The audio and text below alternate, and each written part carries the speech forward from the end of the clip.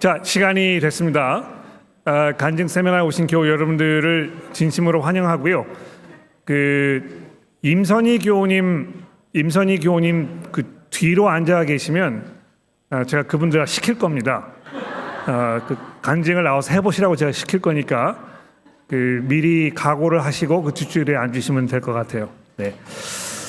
자, 저에게 이제 1시간밖에 시간이 없기 때문에 제가 시간을 많이 지체할 수는 없고 기도한 후에 시작을 하려고 합니다. 들어오고 계십니다만 아마 한 분이 우리 임선희 교우님 옆에 쓰셔가지고 뒤로 앉지 마시라고 이야기를 해주시면 좋겠습니다. 네, 자, 제가 기도하고요 세미나를 시작하도록 하겠습니다. 하나님 아버지, 감사합니다. 저희들에게 이 간증이라는 주제를 함께 생각해 보며 어떻게 이것을 통해서 하나님께 영광을 드릴 수 있을까? 어떻게 하면 우리 교우분들에게 도움이 되고 또 격려가 될 수 있을까? 또 우리 주변에 있는 다른 사람들에게 복음을 전하는 수단으로 사용할 수 있을까? 우리가 함께 돌아보기를 원합니다.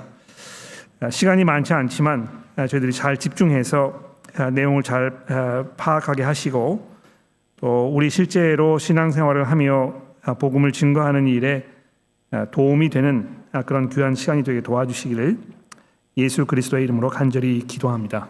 아멘. 먼저 교재를 다 받으셨을 거라고 생각이 되는데 이 교재를 보시면서 따라와 주시면 되겠고요. 간증 세미나가 이제 이번 주와 다음 주에 2번 연속으로 있다는 것을 기억해 주시면 감사하겠습니다. 지금 들어오시는 분들은 좀 주의를 해주시면 좋겠는데 우리 임선희 교우님 뒤로 앉으시면 제가 간증 나와서 하시라고 제가 시킬 거거든요. 그러니까 앞으로 나오시든지 간증 준비를 하셔가지고 뒤에 앉으시든지 선택이 여러분에게 있습니다. 예. 자, 교재 맨 위에 보시면 제가 누가복음에 있는 말씀을 여러분들에게 마련해 드렸습니다. 이 말씀을 한번 들어보십시오. 사람들이 모두 감탄하고 그의 입에서 나오는 그 은혜로운 말씀에 놀라서 이 사람은 요셉의 아들이 아닌가 하고 말하였다. 세 번역에 있는 말씀을 제가 인쇄를 해드린 것입니다. 예수께서 공생애를 시작하시고 나서 처음 설교를 하신 후에 그 말씀을 들었던 사람들이 예수님에 대하여 감탄하고 무엇보다 우리가 주목할 만한 것은 그분의 입에서 나오는 그 은혜로운 말씀에 놀랐다 또는 감동되었다 이렇게 한 그 부분이 아닌가 생각이 듭니다. 예수께서 입을 열어서 말씀을 하실 때마다 그 말 속에 지혜와 은혜가 가득 차 있었고 그것을 듣는 사람들의 마음속에 깊은 위로와 격려와 또 도전과 놀라움이 있었다는 것입니다. 얼마나 놀랍고 귀한 축복인지 모릅니다. 이건 그냥 말을 잘하는 말재주가 있어서 이렇게 하신 것이기보다는 그분께서 예수께서 가지고 계셨던 그 하나님을 향한 깊은 사랑과 또 온 인류를 바라보시면서 느끼셨던 그 따뜻한 마음, 무엇보다도 하나님의 진리를 알고 계셨기 때문에 그분의 입에서 나오는 이 모든 말씀들이 은혜로운 말씀이 아니었나 이렇게 생각을 해봅니다. 여러분의 입에서 나오는 말들은 어떠십니까? 여러분이 하시는 그 말을 듣는 여러분 주변에 있는 사람들이 여러분이 하시는 말씀을 듣고 무슨 이야기를 하실까? 한번 여러분 나름대로 상상을 해보십시오. 내가 하는 말을 들은 사람들이 내 말을 듣고 나에 대해서 어떤 평가를 내릴까? 또는 내가 하는 이 말이 주변 사람들에게 어떤 도움이 될까? 자, 간증에 대한 기억과 의견을 나누는 시간을 좀 먼저 가져봤으면 좋겠습니다. 제가 이제 화면에 사진 몇 개를 찾아가지고 올려드렸어요. 아래 이 두 사진은 연예인 사진입니다. 그렇죠? 누군지 아시겠습니까? 네, 차인표 그다음에 신에라 이 두 부부인데 이 두 분이 결혼해가지고 기독교 커플로 왕성한 활동을 하고 계시는 것 같아요. 제가 이렇게 검색을 해보니까 이분들이 간증을 굉장히 많이 하시더라고요. 많은 교회에서 이제 이분들 불러다가 이분들의 뭐 가정 생활이라든지 뭐 자녀 교육이라든지 두 분의 결혼 생활이라든지 뭐 여러 가지 이슈들에 대해서 많이 이야기하는 것을 제가 들어보았습니다. 또 그 위에는 이제 뭐 그냥 일반 평범하신 분의 사진을 제가 올려드린 것인데, 여기 보시면 어떤 그 권사님께서 아마 교회에서 그 특별 그 집회가 있었던 모양이죠. 거기에서 이제 그 간증하시는 사진을 제가 올려드렸습니다. 아마 이런 사진을 보시면 이 간증이라는 것이 이제 이런 것이다 하는 어떤 그 여러분 나름대로의 생각, 또 선입견 이런 게 있으실지 모르겠습니다. 여러분이 가지고 계시는 이 간증에 대한 기억, 또 여러분의 의견, 이거를 좀 서로 옆에 있는 분들과 함께 이야기를 해보시면 좀 도움되지 않을까 해요. 간증을 많이 들어보셨을 거라고 짐작을 하기도 하고, 또 여러분이 간증을 해보셨을 수도 있을 것이고, 이런 거를 경험해보고 해보시면서 간증에 대한 어떤 그 느낌이 있으신지, 또 어떤 이해가 있으신지, 여러분의 의견이 어떠신지에 대해서 간단하게 서로 한번 옆에 있는 분과 함께 얘기해 보시겠습니까? 길게는 하지 마시고요, 간단하게 얘기하시면 되겠습니다.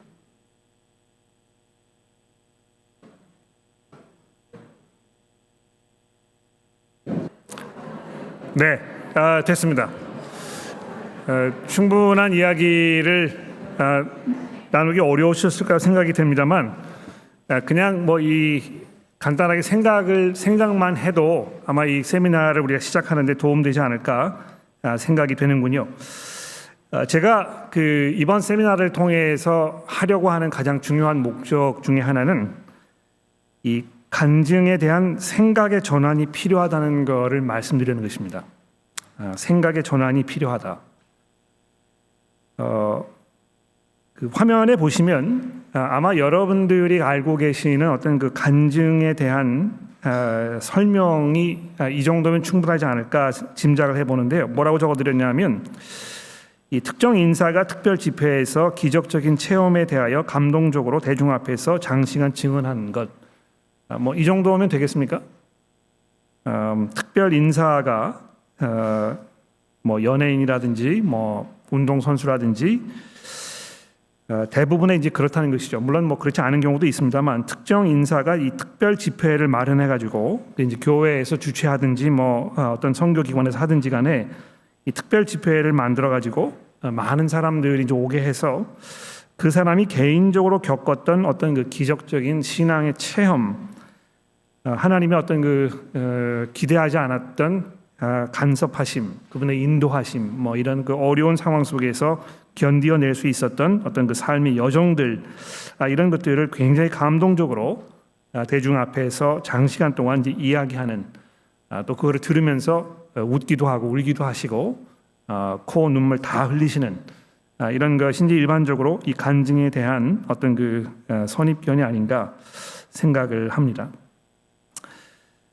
물론 그 말씀을 잘 하시는 분이 여러 사람들을 모아놓고 그 앞에서 자기 어떤 경험을 이야기하는 것이 필요한 경우도 있을 거라고 저는 생각을 합니다. 이게 전혀 뭐 불필요하거나 잘못됐다거나 저는 그렇게 생각하지 않는데, 제가 단지 이제 여러분에게 말씀드리고 싶은 것은 뭐냐 하면, 그것이 이제 간증이라 이렇게 우리가 정의를 내렸을 때 일반적으로 많은 분들이 바로 그런 이유 때문에 나는 간증을 못하겠다 이야기하신다는 것입니다. 너무 어렵다. 나는 뭐 이런 말재주가 있는 것도 아니고 또 이런 그 경험이 있는 것도 아니고 나의 어떤 그 평범한 일상생활이 사람들에게 아무런 도움도 되지 않을 것이다. 그래서 어려워서 못하겠다 하시는 분들이 많이 있기도 하고, 또는 이렇게 뭐 말을 잘 하시는 분들을 이렇게 보게 되면 나보다 더 잘할 수 있는 사람이 있지 않겠는가. 그래서 이제 책임을 이렇게 미루고 그런 경우라는 것입니다. 근데 제가 여러분들에게 말씀드리고 싶은 것은 뭐냐면, 간증이라는 것을 일상생활 우리 각 사람이 일상생활의 대화 속에서 서로에게 또는 외인에게 하나님께서 그리스도 예수를 통해 우리에게 주신 은혜들에 대하여 이야기하는 것이라고 이렇게 생각의 전환을 한번 가져봐 주십시오.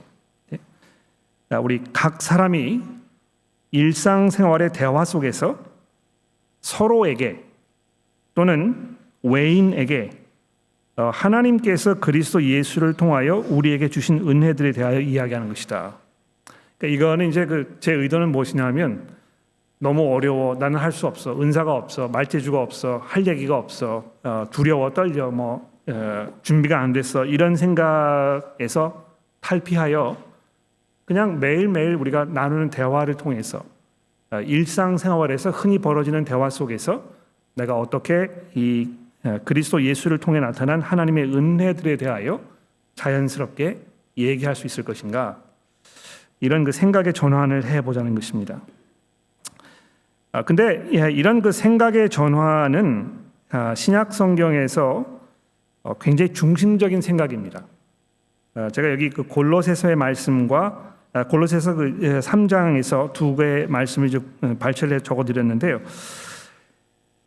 그리스도의 말씀이 너희 속에 풍성히 거하여 모든 지혜로 피차 가르치며 권면하고, 이렇게 한 이 골로새서 3장의 말씀을 한번 생각해 보십시오. 그리스도의 말씀이 너희 속에 풍성히 거하여 모든 지혜로 피차 가르치며 또 권면하고, 이렇게 되어 있습니다. 그러니까 적어도 사도 바울의 마음 속에는 이 우리 가운데 풍성하게 거하는 이 그리스도의 말씀으로 서로를 격려하고 권면하고 가르치는 일이 상호작용으로 우리 가운데 일어나야 한다는 것을 말씀하고 있다는 것입니다. 그렇죠? 이거는 어떤 특정한 부류에게만 주어진 책임이 아니고 그리스도의 지체를, 몸의 지체를 이루고 있는 모든 성도들이 할 수 있는 일이고 또 해야 할 일이고, 그렇게 하실 수 있도록 하나님께서 여러분들에게 필요한 모든 것들을 이미 주신 일이라는 것입니다. 아마 이 생각의 어떤 전환을 하시는 것이 이제 쉽지 않을 거라 생각이 되는데요.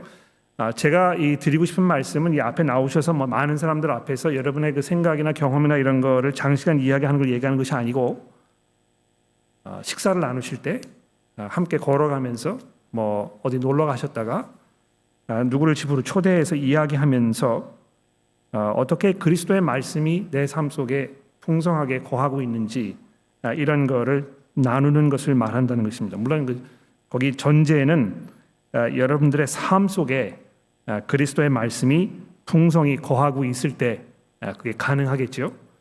제가 아무리 여러분들에게 서로 피차 가르치고 권면하라 말씀드려도 여러분의 삶 속에 하나님의 말씀에 대한 그 깊은 열정과 또 사모함, 이것이 많은 훈련을 통해서 매일매일의 삶 속에서 하나님의 말씀을 가까이 하는 삶을 살아오지 못하셨으면 아마 이런 기회가 주어져도 할 말이 별로 없을 수 있습니다.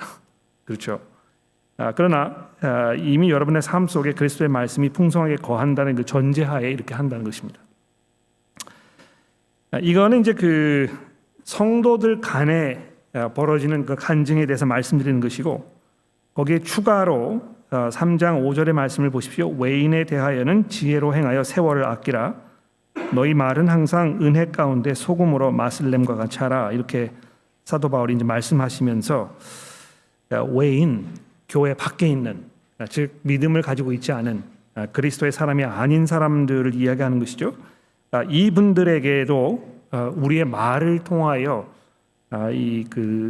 그리스도를 증거하는 그 일의 필요성에 대해서 이야기하고 있다는 것입니다.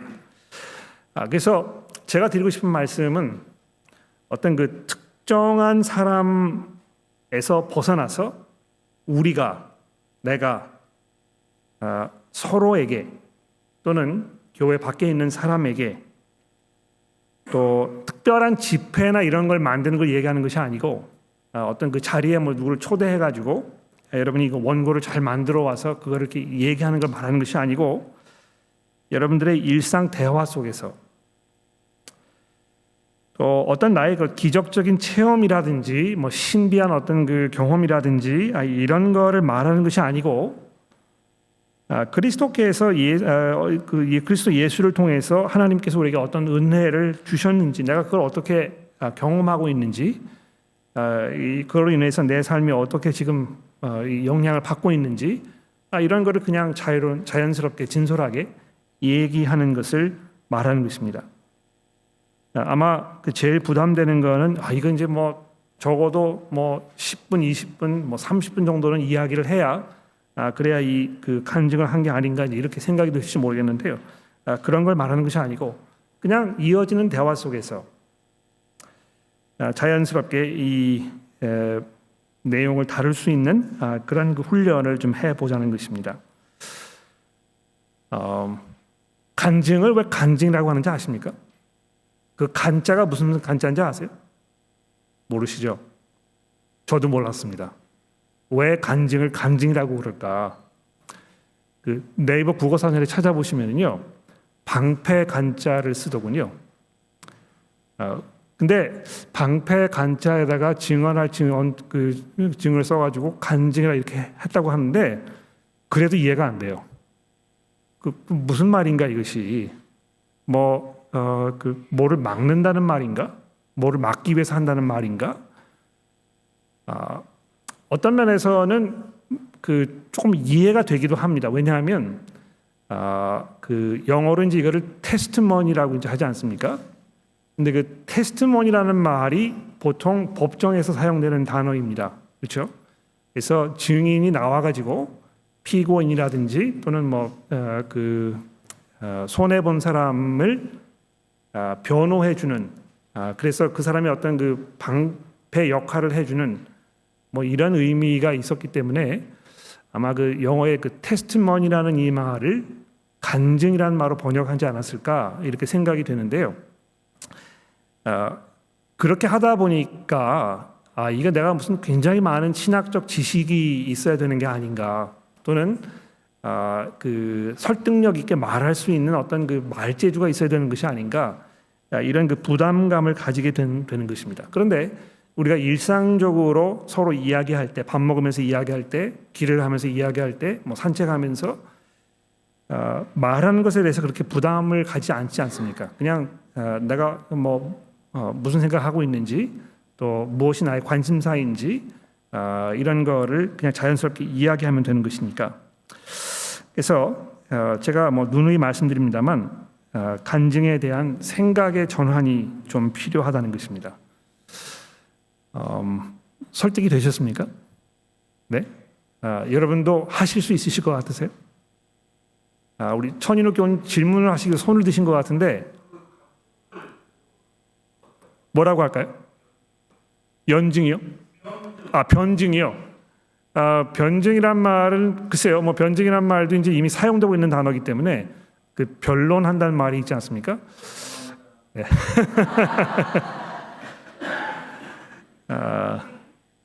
하여튼 무슨 단어를 쓰든지 간에 제가 여러분들에게 강조하고 싶은 것은 어떤 그 특별한 은사가 필요한 이런 것을 말하는 것이 아니고 여러분의 일상적인 대화 속에 나누는 하나님의 은혜에 대한 어떤 그 속의 질 이런 것이라는 것입니다.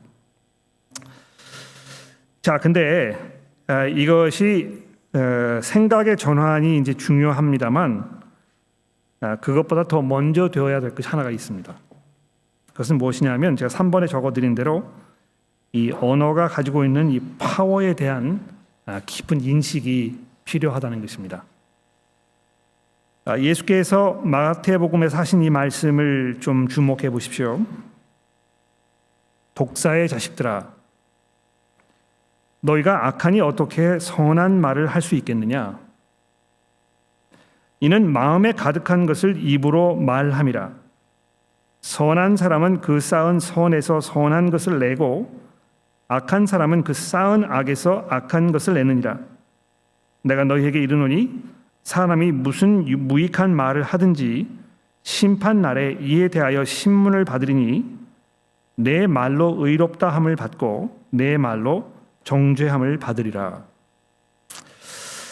자, 제가 한 2, 3분 정도 여러분에게 시간을 드릴 테니까 옆에 계시는 분과 함께 예수께서 하신 이 말씀을 잘 생각해 보시면서 여러분이 어떤 그 새로운 깨달음을 얻게 되시는지, 여러분에게 하나님께서 무슨 말씀을 하고 계시는지를 생각해 보시고 잠깐 서로 한번 나눠봐 주시겠습니까? 한 2, 3분 동안 제가 시간을 드려보겠습니다.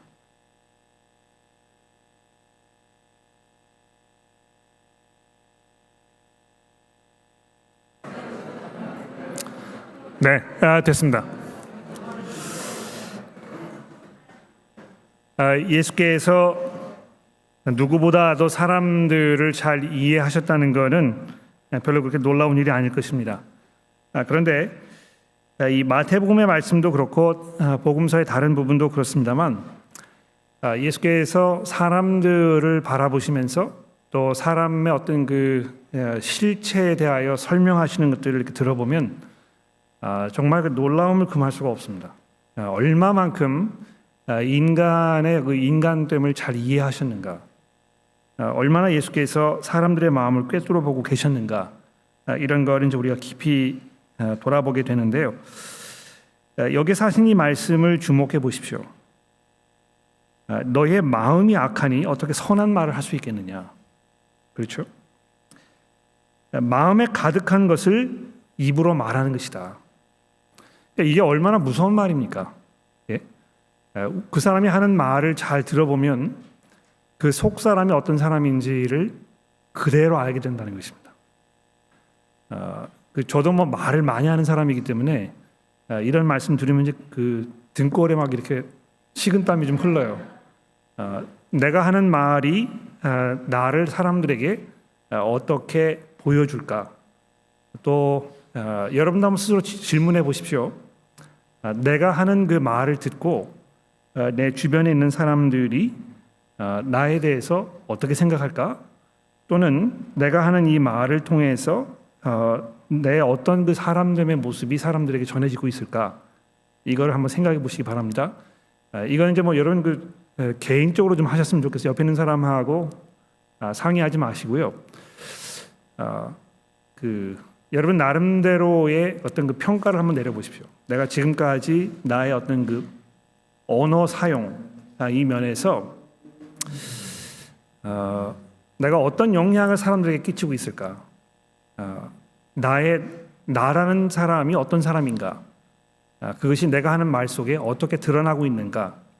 이거를 한번 거기다가 좀 적어보시기 바랍니다. 제가 조금 시간을 드릴 테니까 고요한 가운데 그냥 앉아 계지 마시고요. 펜을 끄내셔가지고 거기다 한번 적어보세요. 한번 해보시기 바랍니다. 네, 다 하셨죠? 네. 이 말씀을 넘어가기 전에 제가 한 가지만 더 말씀드리고 싶은 것은 그 1페이지 맨 아래에 있는 제가 적어드린 것을 좀 보십시오. 우리가 서로에게 한 말로 하나님께 평가를 받을 것입니다. 이 점을 여러분이 잊지 않으셨으면 좋겠습니다. 내 말로 의롭다함을 받고 내 말로 정죄함을 받으리라. 그러니까 왜 예수께서 이렇게 말씀하셨겠습니까? 이 말이라는 것이 내 안에 어떤 사람이 있는지를 그대로 보여주기 때문에 그렇다는 것입니다. 그냥 뭐 어떤 말을 했느냐 정도로 끝나는 것이 아니고 내 언어가 나의 생각과 나의 관심사와 나의 마음 상태와 이런 거를 고스란히 보여주는 것이기 때문에 하나님께서 내 말로 의롭다함을 받고 내 말로 정죄함을 받으리라 이렇게 예수님 통해서 말씀하셨다는 것을 주목해 보셨으면 좋겠습니다. 자, 2페이지로 넘어가셔서 그러므로 신약 성경이 여러분과 저에게 이 사용하는 말에 대하여 무슨 권면의 말씀을 주고 있습니까? 무릇 더러운 말은 입 밖에도 내지 말고 그 다음이 중요한 것입니다. 오직 덕을 세우는데 소용되는 대로 선한 말을 하여 듣는 자들에게 은혜를 끼치게 하라.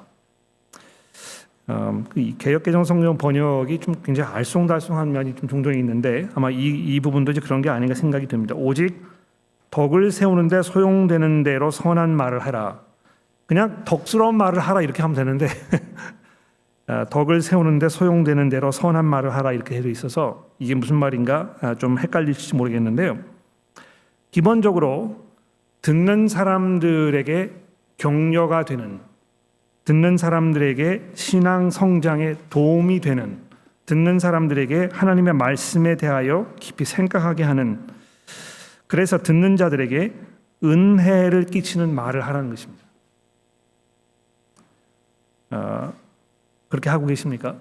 여러분이 오늘 교회에 오셔서 하신 모든 말씀들을 한번 돌아보십시오. 누구에게 무슨 말씀을 하셨는지, 그것이 정말 듣는 사람들에게 덕을 세우는데 정말 유용한, 도움되는 그런 말이었는지 한번 생각해 보십시오. 물론 우리가 24시간 항상 이런 이야기를 할 수는 없습니다. 그렇죠? 삶이 이렇게 그냥 그렇게 단순하지 않기 때문에 그런 것입니다. 우리가 살다 보면 일상적으로 별로 그렇게 중요하게 여겨지지 않는 이야기도 해야 되는 것이고, 그래서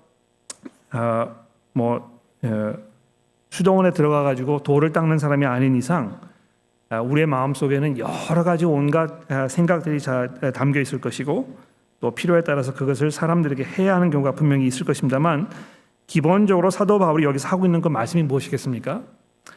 전체적인 면에서, 전체적인 방향으로 여러분에게 성향을 보았을 때, 내가 내 삶의 기본적인 어떤 그 삶의 자세를 봤을 때, 정말 내가 그 듣는 사람에게 도움이 되는, 그래서 은혜를 끼치는 말을 내가 될 수 있는 대로 그렇게 해야 되겠다, 그런 그 굳은 결의를 가지고 사는 사람인지 한번 돌아보는 것입니다.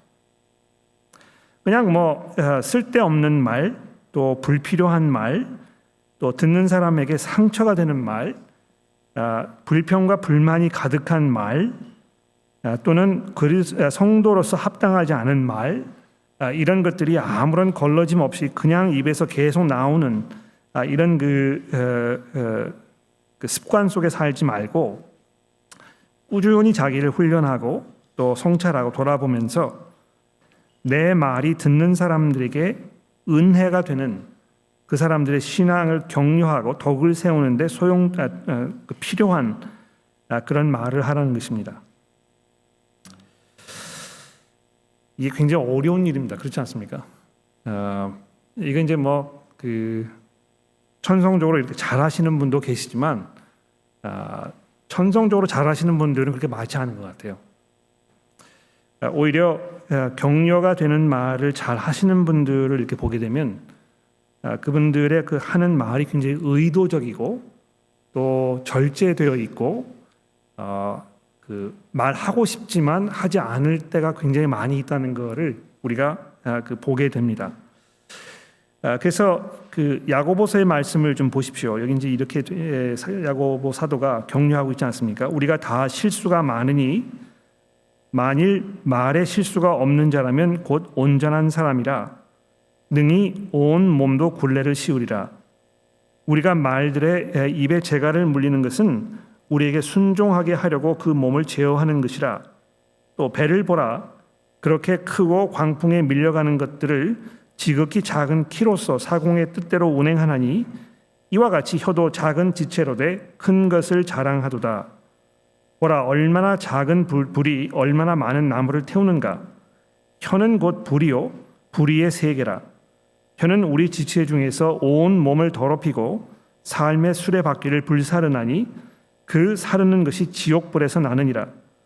여러 종류의 짐승과 새와 벌레와 바다의 생물들은 다 사람들이 길들일 수 있고 길들여 왔거니와, 혀는 능히 길들일 사람이 없나니 쉬지 아니하는 악이요 죽이는 독이 가득한 것이라.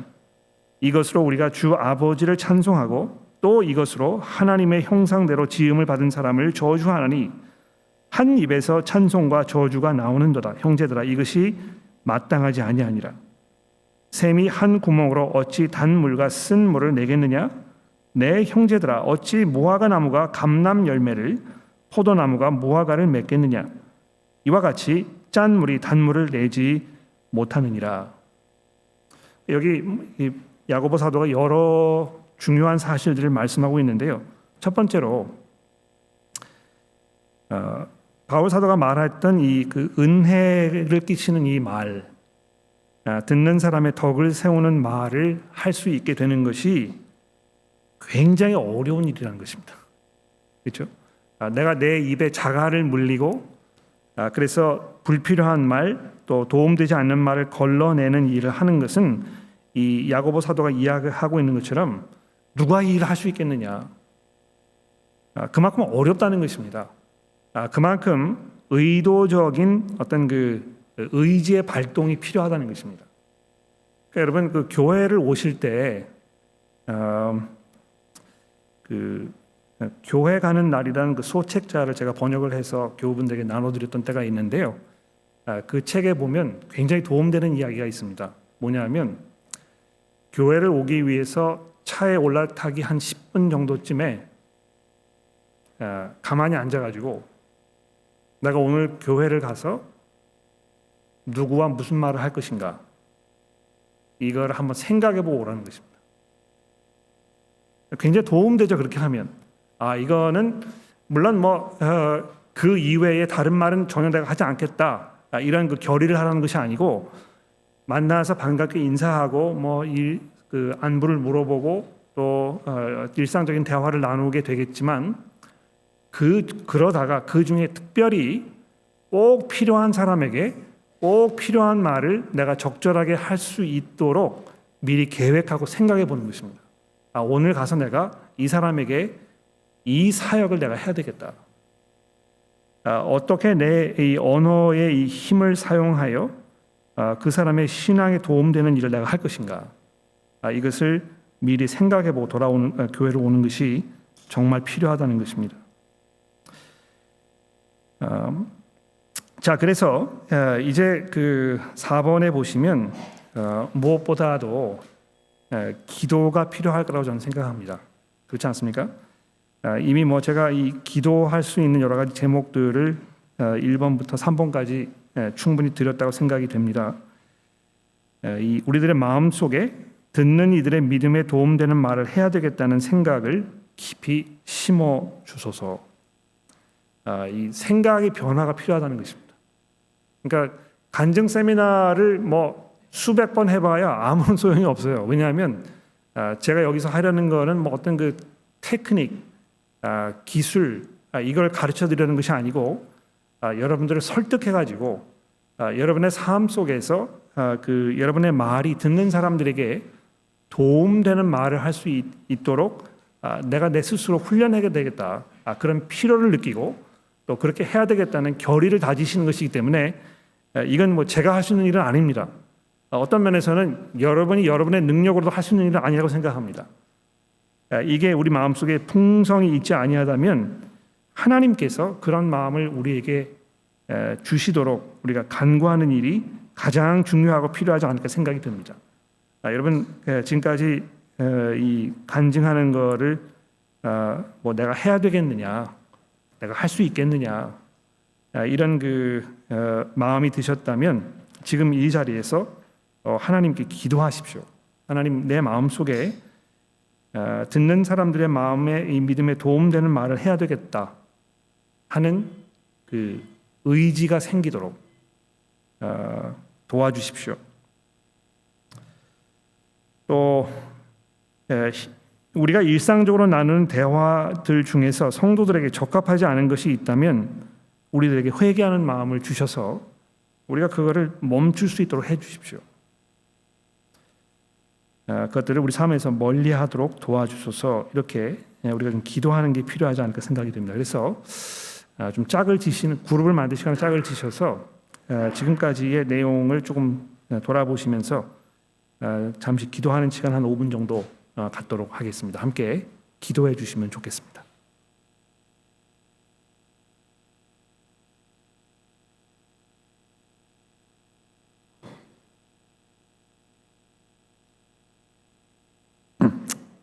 자, 교재의 2페이지 맨 아랫부분에 5번을 살펴봐 주시면 좋겠습니다. 이 서로 간증하는 일의 그 중요성에 대해서 좀 말씀을 드려보려고 하는데요. 덕을 세우는 일은 우리가 서로 함께 해야 하는 일이라는 것을 기억해야 한다 말씀드렸습니다. 덕을 세우는 일은 우리가 서로 함께 해야 하는 일이라는 것을 기억해야 한다는 것입니다. 이것이 그 신약 성경에서 우리 성도들의 삶에 대하여 교회의 그 실체에 대하여 주고 있는 어떤 면에서는 굉장히 획기적이고 또 어떤 면에서는 이제 우리 그 생리와 잘 맞지 않는 그런 면일 수 있습니다. 특히 그 유교 문화가 아주 강한 이 한국 사회 속에서는 이제 이런 성향이 더 강하다고 생각이 되는데, 이렇게 일방적으로 위에서 아래로 전달하는 어떤 그 주입식 이런 것이 이제 굉장히 우리가 익숙해져 있지 않습니까? 그래서 교회를 왔을 때도 그냥 수동적으로 앉아서 듣는 거를 내가 선호하고, 그 다음에 그 될 수 있으면은 뭐 나서려고 하지 않고, 내가 아는 체 하지 아니하고 또 뒤로 이렇게 빼고, 이런 것이 어떤 그 겸손의 미덕인 것처럼 이렇게 생각이 됩니다. 아마 그 제가 목회하면서 제일 뭐라 그럴까요? 좀 안타까운 마음이 드는 거는 뭐냐면,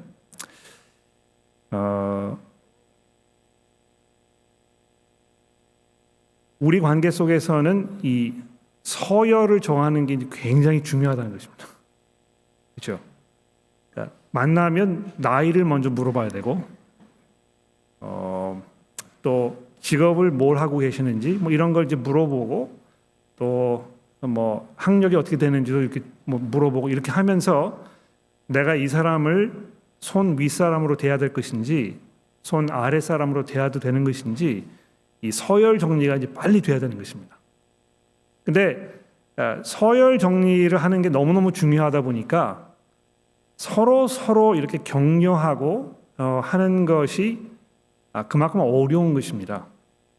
그러니까 이 서열 사회에서는 항상 위에 있는 사람이 아래에 있는 사람에게 뭘 가르쳐 줘야 되고, 아래에 있는 사람 얘기를 듣는 입장에 있어야 되고, 함부로 말하면 이제 버르장머리 없다고 얘기하고, 이런 것이 이제 기본적인 우리 사회의 모습인데요.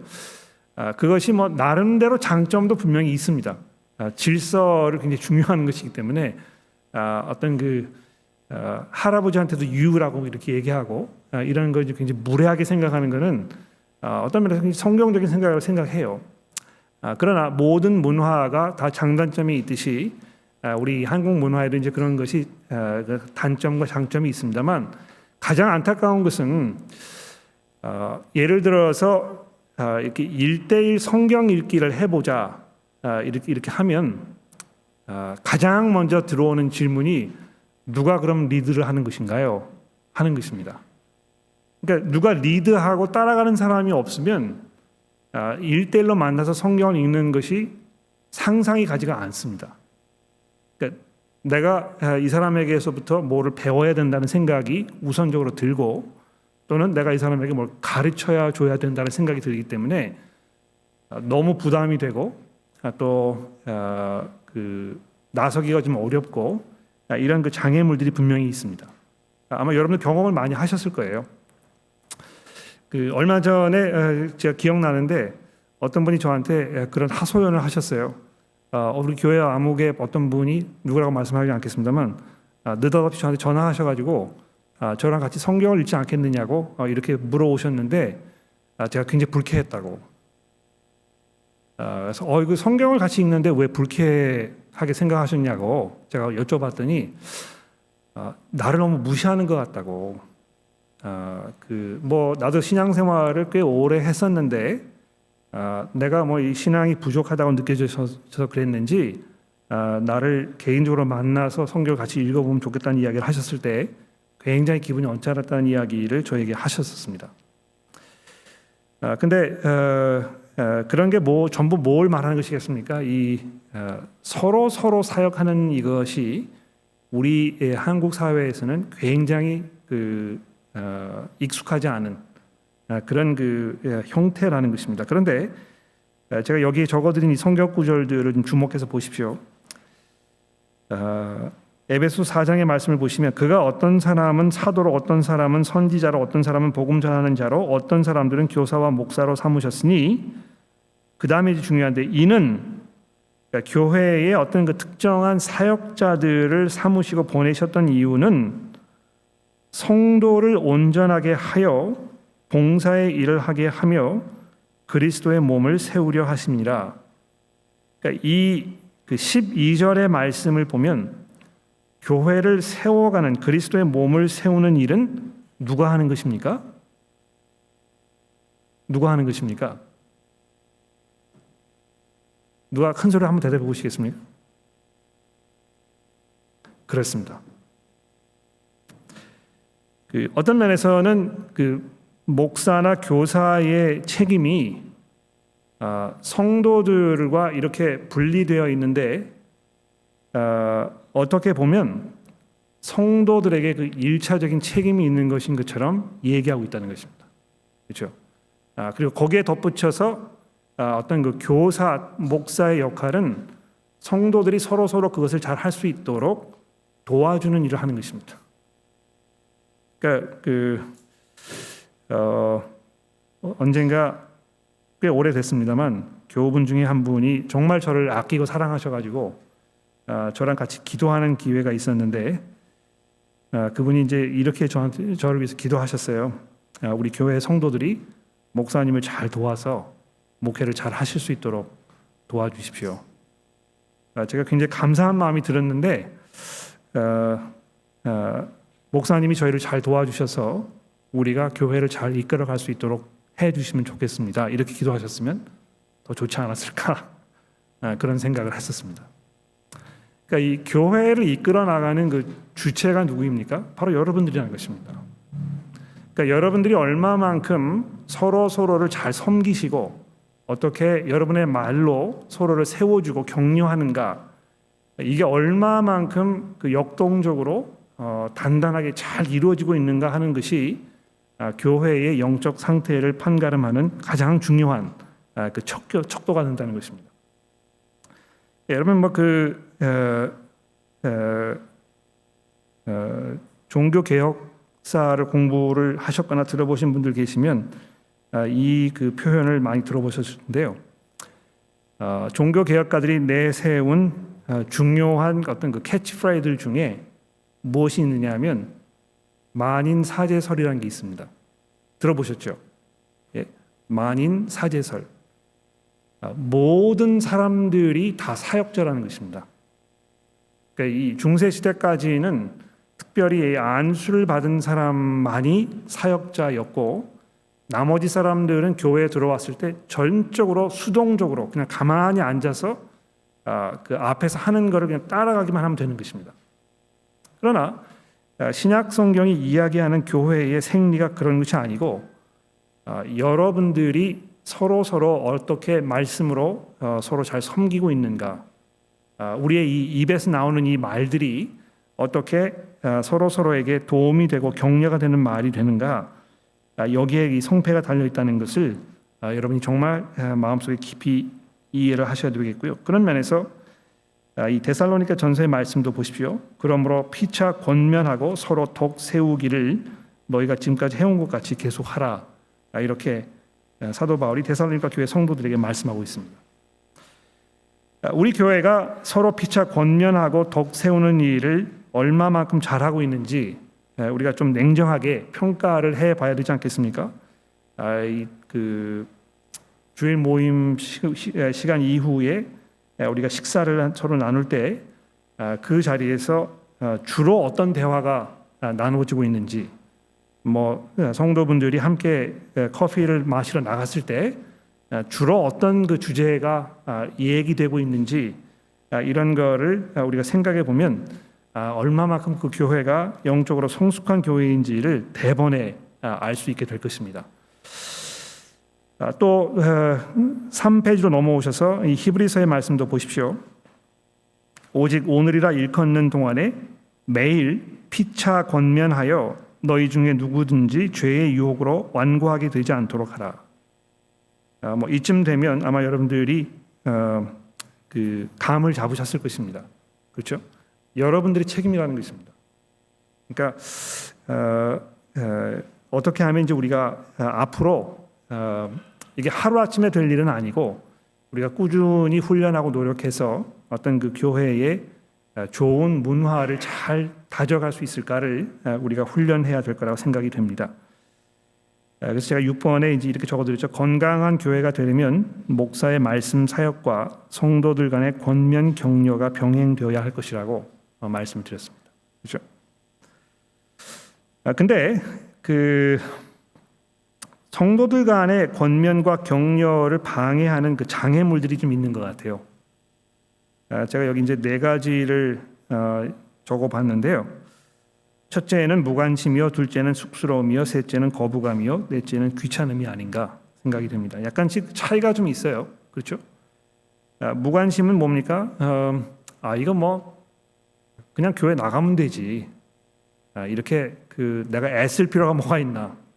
그냥 편안한 마음으로 와서 좋은 말씀 듣고 밥 잘 먹고 그냥 가면 그러면 되는 거 아닌가 이렇게 생각을 해서 서로의 이 사역, 내가 이 교회의 일원으로서 성도 모든 분들에 대해서 가지고 있는 나의 어떤 그 영적 책임, 이런 거에 굉장히 무관심한 그런 것이 큰 장벽이 아닐까 생각이 됩니다.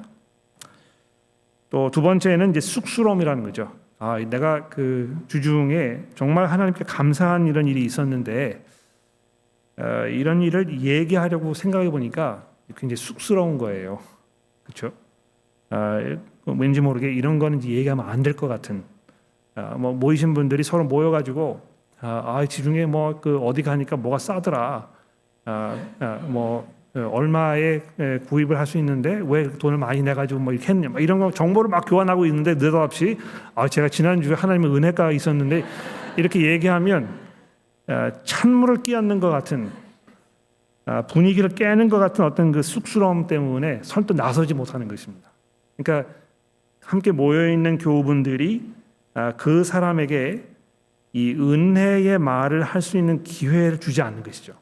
그러니까 허락을 안 하는 것입니다. 왜 그런지 모르겠는데 그렇게 하면 안 될 것 같아요. 어쩌면 그것이 거부감이나 또는 귀찮음 때문에 그런 게 아닌가.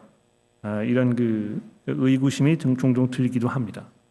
왠지 모르게 이런 그 주제의 대화를 하게 되면 내 속 사람을 드러내야 되고 그러다 보면 내가 그 맞닥뜨리고 싶지 않은, 인정하고 싶지 않은 나의 어떤 그 현실 이런 거를 사람들과 나누어야 되고 이것이 내 체면의 문제가 되기도 하고 그래서 자기 깊은 어떤 그 생각이나 또 느낌이나 하나님의 그 말씀에 대해서 내가 생각해 왔던 것들을 서로 나누고 꼭 그걸 통해서 격려하는 이 일이 굉장히 부자연스럽게 느껴지는 이런 상황이 얼마든지 우리 교회 속에 벌어질 수 있다고 생각이 되고요.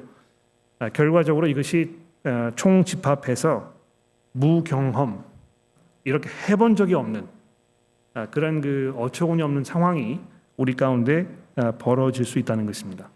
어떻습니까, 여러분? 우리 교회에서 여러분이 서로 교제하시고 또 시간을 함께 보내시면서 우리가 서로에게 하나님의 그 은혜에 대하여 또 내가 경험하고 있는 삶의 여러 가지 일들에 대하여 하나님께서 어떤 생각을 가지고 계실지를 나누고 이해하고 또 그걸 통해서 서로에게 격려가 되고 도움되는 이런 그 경험이 우리 가운데 얼마만큼 자리를 잡고 있는지 이 시간 한번 돌아볼 수 있으면 참 좋겠습니다. 제가 그 구체적으로 이런 제안을 좀 드려보고 싶습니다. 그 몇 가지 질문을 제가 거기다가 이제 적어 드려 봤는데요. 어떻게 이야기를 시작을 하는 게 조금 난감하게 난처하게 느껴지실지 몰라서 어떻게 예수님을 구주로 영접하게 되셨어요?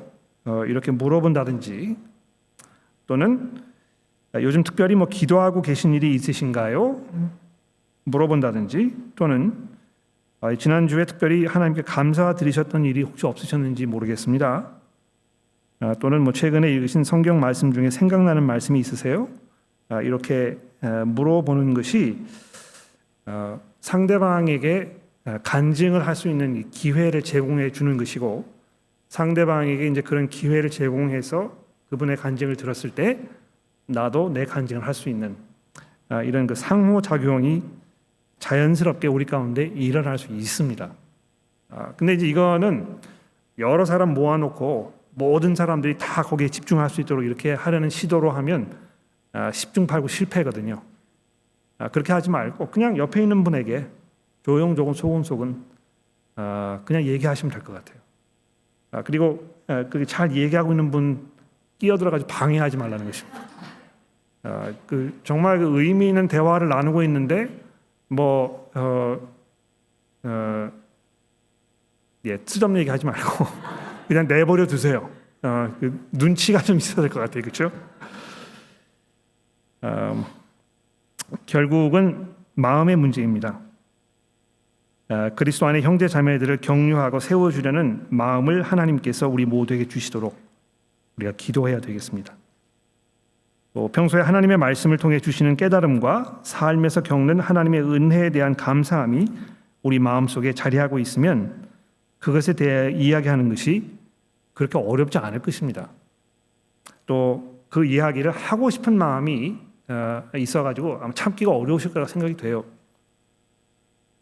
옆과 앞에 앉아있는 형제나 자매에게 이런 것들에 대하여 말할 수 있는 기회를 제공해 드리는 그 배려, 이것이 정말 복된 섬김의 사역이라고 저는 생각합니다. 그러니까 그냥 이거 내가 이 이야기를 해서 뭐를 끌어내야 되겠다, 이렇게 부담 갖지 마시고 내 앞에 있는 사람에게 간증을 할 수 있는 기회를 한번 드려보세요.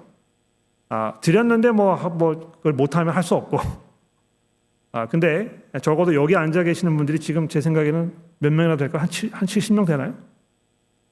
70명 정도 될 거라고 생각이 되는데 여러분들끼리만 이렇게 하셔도 좋은 그런 서로의 사역이 충분히 이루어질 수 있을 것입니다.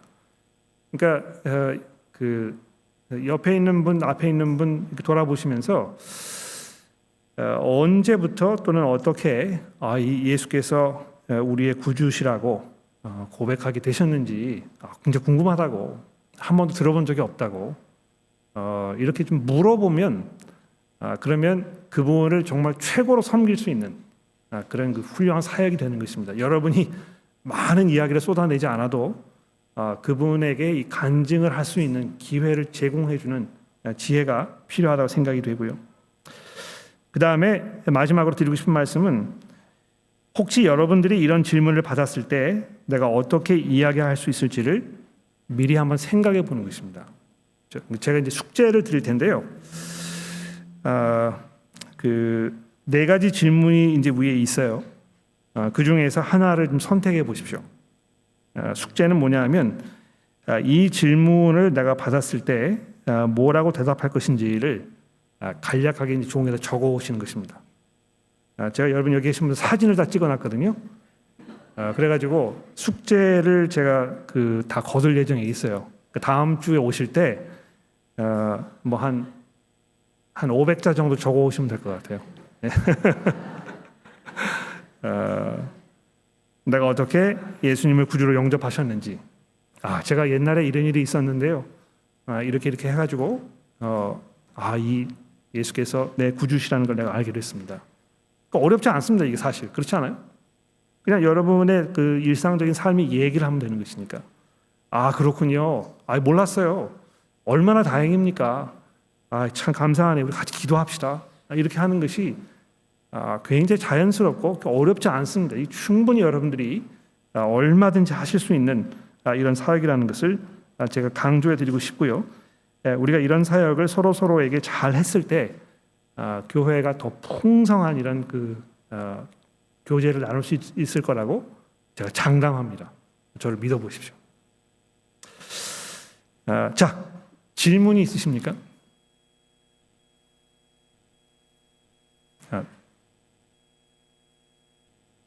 잘 설명이 됐죠? 네. 그러면 제가 잠깐 기도하고 첫 시간을 마치도록 하겠습니다. 하나님 아버지, 저희들의 마음속에 무슨 생각들이 있는지, 무엇이 우리의 집요한 관심사인지를 돌아보게 되면 우리가 얼마만큼 우리의 마음과 생각이 하나님께 집중되어 있는지를 돌아보게 됩니다.